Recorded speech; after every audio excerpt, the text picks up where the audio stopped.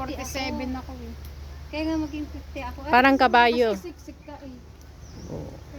Yung bato. Parang kabayo. Wala ako ng tissue. Ang ganda dito. Ihi ka ba? Oo. Palitan tayo. Eh, hindi na. Dami naman to. Sige, sige. Pwede bang iwan? Oo. Diyan o, ilagay nyo na dyan. Sige, sige.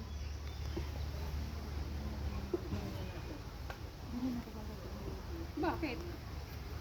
Ganun din naman yun. Nilalabas mo rin. Hindi, no.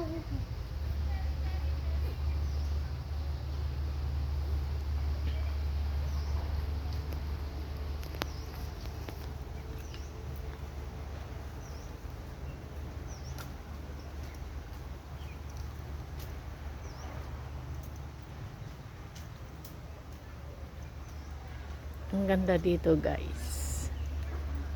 Pwedeng magtambay, kaya lang ang layo ng panling.